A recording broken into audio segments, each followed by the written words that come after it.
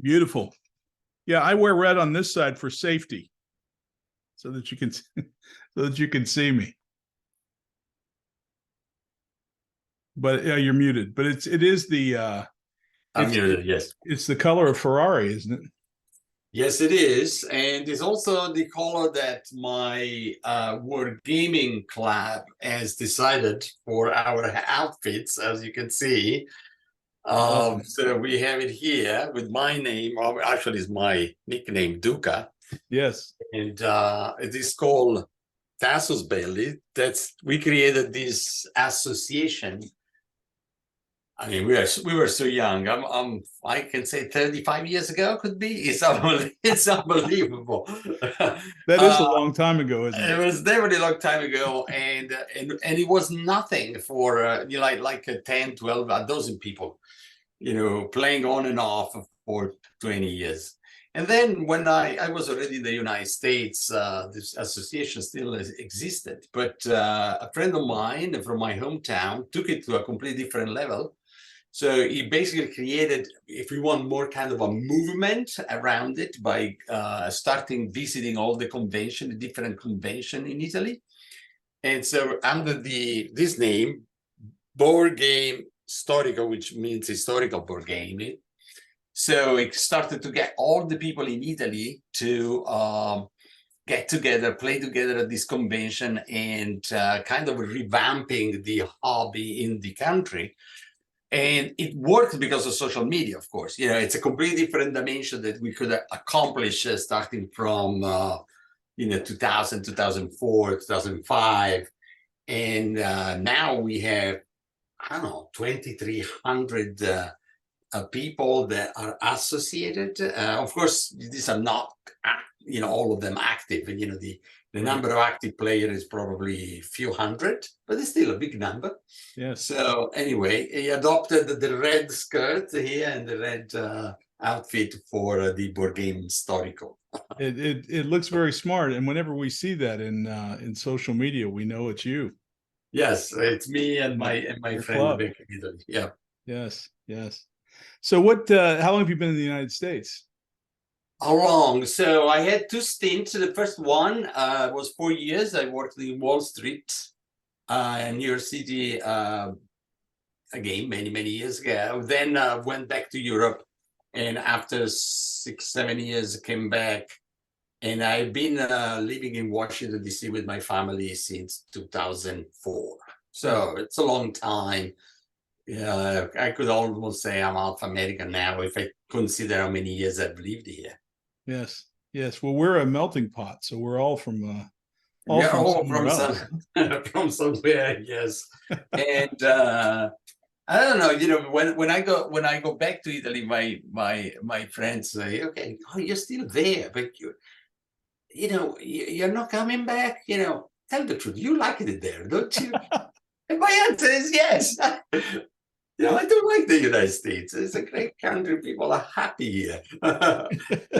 Very joyous people. I enjoy staying here. I love Italy a lot. I love Europe as well. But this is a beautiful country as well. You're very kind. I appreciate that. The wargaming, how is it different in the U.S. versus your experience in Italy? So I think there was if you want a different, there's been differences, and these differences are evolving. So if I go, maybe a couple of decades ago, 15 years ago, I think war game was even more of a niche game in Italy and in Europe than here.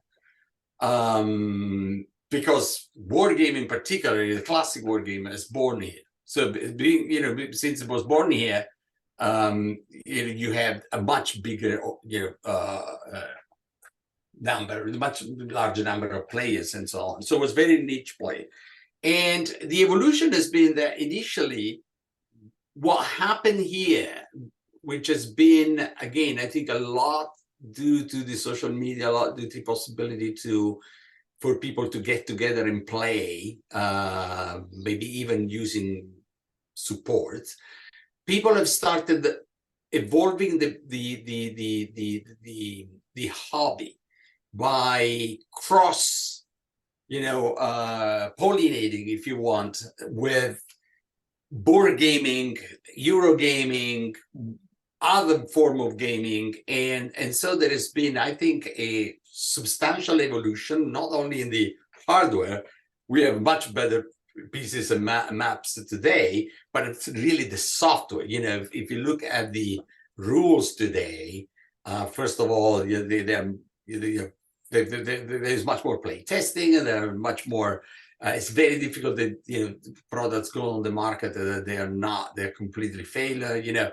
So, but there's been a lot of use of ideas, approaches, models, experimented in Euro games and other form of board gaming that have affected and influenced gaming in the United States. And if you want, my country and Europe was a little bit behind. So if you look at, for example, the production of war game in Europe, and maybe 7, 8, 10 years ago, was a lot still X encounters and things like that. But then something has happened, I think in the last 10 years in Europe as well. So basically the cross-pollinating is happening there. And particularly so because most of the Euro games, the German games, come from there. So when people start to say, okay, we are open, we are ready to accept, this evolution, it's been even faster. And so now you see some of the publisher there, although they are much smaller than the publisher here, the production is outstanding. It's innovative. The hardware is excellent quality. There's a lot of these attempts to introduce, new approaches into the games rules. So I think from that perspective, there's a little bit of a catching up with the United States. And the main difference today, I would say, is really size. It is an industry that is much more fragmented because, there's still the kind of fragmentation of the country. Here is just one big country, right? So, and so more recently, with all this convention, people across Europe are going to convention outside their own country, but which is like, we from DC going to San Diego, right? So that helps a lot.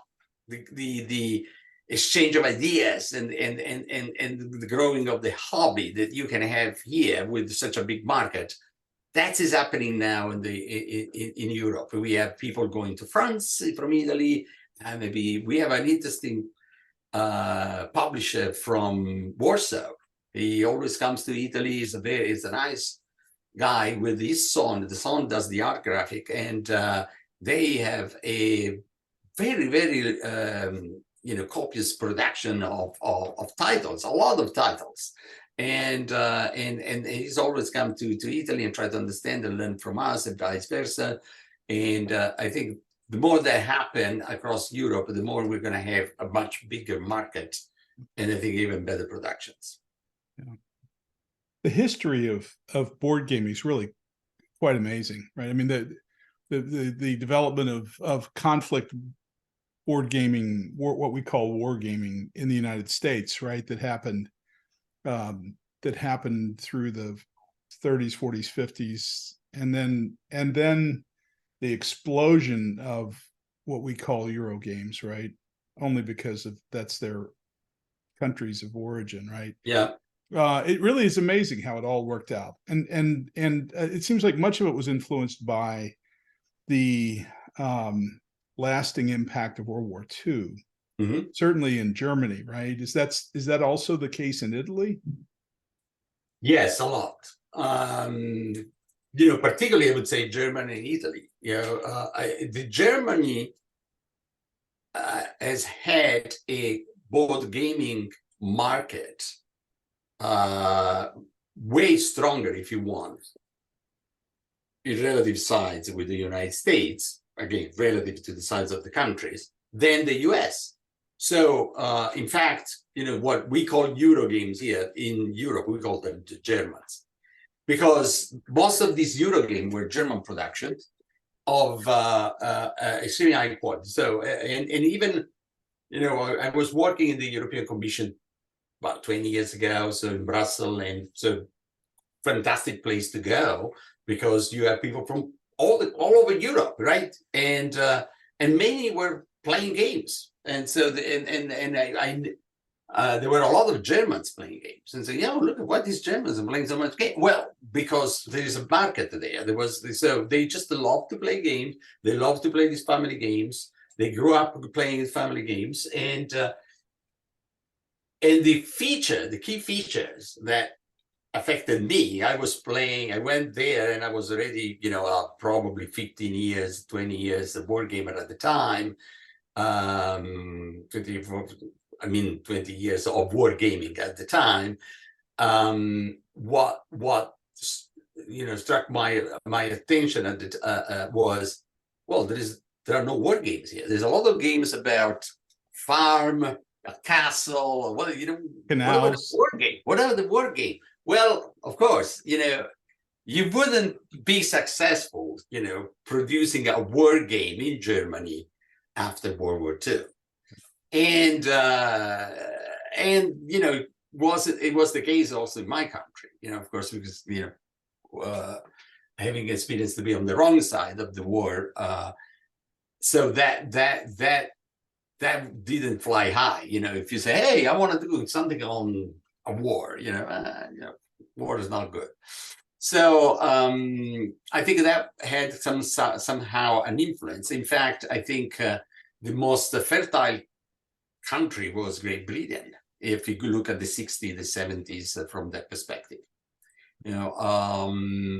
My first experience was I went to a shop in Rome, and I saw these boxes and say, oh, this is really cool. And eventually a friend of ours gave us as a present, actually to my brother, gave a present, a Panzerleader from Avalon Hill. And that's how we started, right? So also, this is not only cool outside, this is even better inside. So, and we were playing, my brother and I don't know, until 3 a.m., 4 a.m., making sure the parents would not know that we were up so late. But we couldn't resist. Like, it was like 2 a.m. and say, the scenario is over, and say, we're going to try the other scenario. Come on. And we would start the other scenario 2 a.m. That's how it happened. So I think the experience in Europe was, I think, affected by the wars from that perspective, in the interest of people of really, even if they had the interest of producing war games, there was this kind of understanding that probably wasn't politically correct, and there would not have been easily a market for that. I think when the American games started to go around Europe and be sold, that things changed, and so there were some company publisher flourishing in France. There was one in Italy called International. I don't remember International Design, but and came out with very interesting titles, and that's how it changed the whole thing. Panzerleader was one of my first games as well, and well, first of all, the box cover sold it, right? Yeah. From the store, and then the second thing was just the silhouettes, right? Because you really understood what each counter represented when you could see the tank. Yes, right? Yes. I think we underestimate, the immense impact that Roger McGowan had on the success, on the success of the industry. I think I think I listened to a podcast where somebody was interviewing him, and he talked about the history and the fact that he has worked in the business, in the movie business for quite a while. And I think it was last month, I happened to see, I don't know, how do you call it, it's the advertising that they use for movies. Usually there's, you know, the one that when you go to a movie theater is out there with the big face of the most important characters Yeah, and so on. it's a movie poster kind of thing. Movie posters, you know, I don't know if it's a billboard or a movie poster. So I saw the movie poster of the Great Escape with Steve McQueen, I think. And I'm gonna send it to you because I'm gonna download it and send it to you. And you will see that and say, wow, this has been done by McGowan. And it's not, but that was the idea, you know, capturing the character in the front. You think about the German soldier and squad leader, now forehand, and then the lower part of the poster is just one color, all white. The upper part is black, and there are these searchlights, and it could have been a board game box. And I think it was so captivating that people say, I want to see this movie. And that's the same thing that happened to us. You know, looking at Panzerblitz, Panzer Leader, Squad Leader, Russian Campaign, all these fantastic boxes from Roger. I gotta play that. You know, this is really, it caught our attention so much, and we really owe a lot to him. I think, and the industry owe a lot to him to, you know, marketing so well these products. Yes, yes, I agree. I agree. He's an icon, and we all owe him something. Yeah, Yeah, no doubt, no doubt. Now, so let me ask you a question about European war games then that I've heard answers to, but I don't believe them. So, okay. Have you played Maria or Friedrich? I do. I have played them. Yes. Yeah, marvelous games. Yes. Right? Combat Resolution. Combat Resolution is the deck of cards, right?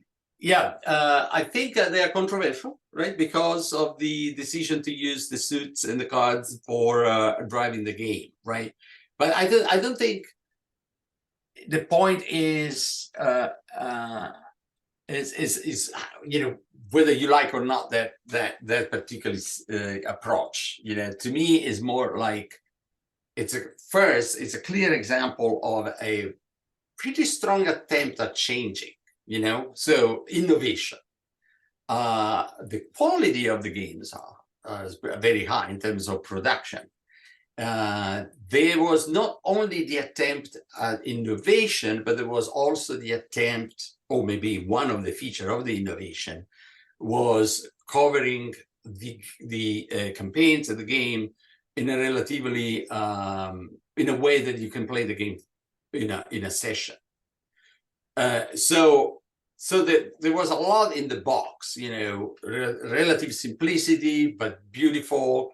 Definitely an historical touch, you know, contained the duration of the game, limited the downtime for every player by playing the card. So you go around, it becomes a card-driven game. So all that gives the, you know, the idea of what we were discussing. Okay, bring some of the Euro component into war game and try to deliver certain things that were missing in the classical war game. And which is, you know, the fast interaction between player, the possibility to open to a much bigger audience because the game is not too difficult and so on. So, you know, I think one additional twist, I think, for Maria is I think these games are probably 12 years old, something like that. Yeah, I'm going to look them up while we're talking because they seem a little older than that to me, but. Okay, we'll maybe it's less than that, but you know, even if it's just 7 or 8 years old, I would say Maria is a design for a 3-player games, and there were not that many when it came out. I'm not saying it was the first one, but after I think in the last maybe 7, 8 years, maybe 10, we have had more and more publishers thinking, I just want to do a game for 3-player. Think about Triumph and Tragedy, you know, really designed for 3-player and making sure it works, right? For 3, better than 2. And I think, you know, there were not that many when Maria came out. True. So 2009 for Maria. So we go. We have 14 years. Yeah. So you were on it. Let's see if we can find Friedrich. is 2004. Yeah. Yeah. So not terribly old. Certainly No, not not as old as terrible. you and I feel like we are at this point, right? So here's the story that I heard, right? Yes. By people that were uninformed, but there's no shortage of confidence in presenting these arguments amongst wargamers. And the argument was that the reason that those games, but this doesn't make any sense now, thinking that they're really not that old. But maybe they're reprints of older versions. I don't know, but here's the argument. The argument was that the games used cards instead of dice for some historical war game definition in Germany as to what you could and couldn't do. So it was some sort of regulatory issue. Have you ever heard that? I haven't. So that's, I don't know. What the only thing I know is it's the reproduction of Nazi images. That's, of course, it's forbidden in Germany, and understandably so. But I haven't heard anything a 20-year-old dies, but I don't know. Could have been. There was I think if the games really are only 20 years old, it definitely isn't the case. But there's an interesting sub note early on when SPI shipped Strategy and Tactics. Yes. They didn't put a dice in. They didn't put dice in the Strategy and Tactics.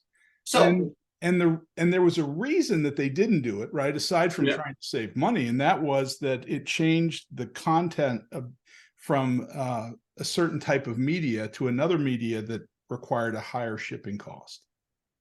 That could very well be, So you have this. So the way the tax codes works in every country is that you have a long list of goods, and then you have definition. So maybe when you have dice, becomes a gambling. Right. And then if it's gambling, you're gonna super tax it, of course. Yes. And that could be the reason, right? Well, it's very much like, as you know, right, dealing with the tax system, right? Once we understand the rules, then we can find our way to shift around them. Don't put the dice in it. No dice. No, definitely no dice. Yes. Very funny. So the reason that this is lovely conversation, and we should expand on it another time. But I would like to hear what your experience was at the SD HISCON East at the U.S. Navy War College. Yes. And you traveled with Volko to the convention. Yes. I know that. And I saw you at least once when I shepherded you to the battleship Massachusetts, and then I lost track of you in Volko for at least 24 hours. I was concerned that you were in the brig or trapped somewhere that you couldn't get out.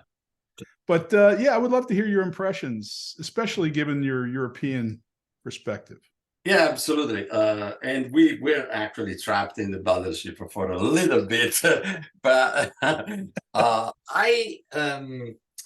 so for me, I'm so glad I decided to go to Newport, and it was Volko that reached out to me and said, "Hey, there's these things Harold is organized in Newport. Do you want to go?" And I wasn't really sure, and sometimes things happen by chance, because the idea was that my wife was supposed to travel to Canada, and it didn't happen. So I said, "Oh, I'm available that weekend." So I said, "Definitely, let's do it. This is going to be a lot of fun." And I think it's been probably the best experience I've had to a convention for a few reasons. First of all, clearly the setting. We typically go to convention. It's a little bit different in a couple of situations in my country. So, for example, there's a convention that is organized in San Marino, and San Marino, it's its own country within Italy for people that do not know, but it's very tiny, teeny, tiny mountain, and basically this mountain has been independent, and so it's an enclave in Italy, but it's another country. But anyway, San Marino, everybody speaks Italian there, but San Marino, because of this beautiful castle. When they organize their convention, the setting is unbelievable. Of course, you are in an historical setting, and there are some other situations like that in Italy.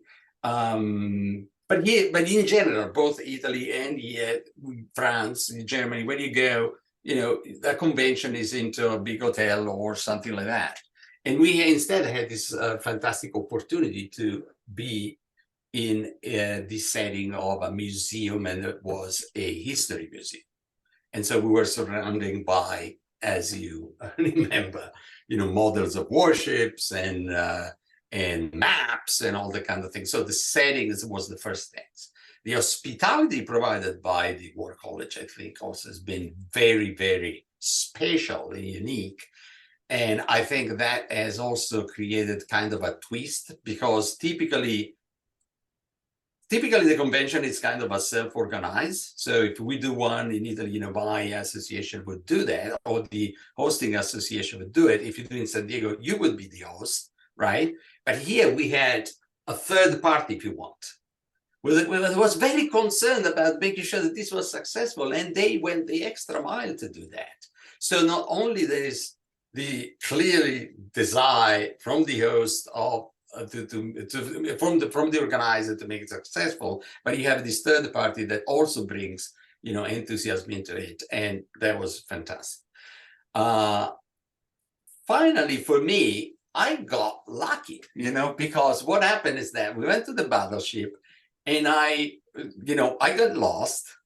I lose Folco, and then I spent basically wandering for the battleship. This was the first day, about 20 minutes, and I rack up Folco and Jerry White, and so another designer.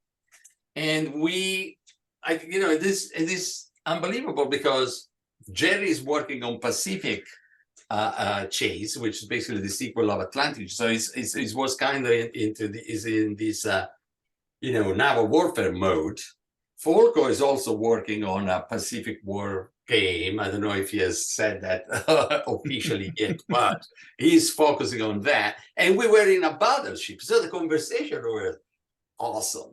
And so anyway, we played Pacific Fury during the evening. That's why you lost the contact with us, because we said, we got to play something about ships here. And we went to the hotel. I had this little game, open it up, explain the rules, and so I think Mark Grimwald played he played with Jerry, and then I played with Folco. So we played 2 games, and we had a blast. And I was able in the following 2 days to spend because I don't know how many people were there, 75? Yeah, roughly, yeah. So it was small in size, and because of that, we were pretty much all close to the same hotel, downtown Newport. And so I was having this breakfast every day with, me, Folco, Jerry, Mark Herman. I think it's been the most fascinating conversation I ever heard, in my life about gaming. So I got so blessed that for me it's been a fantastic experience. I understand there's been also for others. Of course, I played a lot. I enjoyed learning new games, but these were really the high point for me. What is the opportunity for you to have breakfast that you say, Mark talks about these days in SPI, or Folco's talking about his recent design, and this designer kind of saying, you can design this way, you can design this other way. That was really awesome. Yeah, I enjoyed it. Yeah, it was great. And you and I are already plotting. Well, first question is, will you be back next year?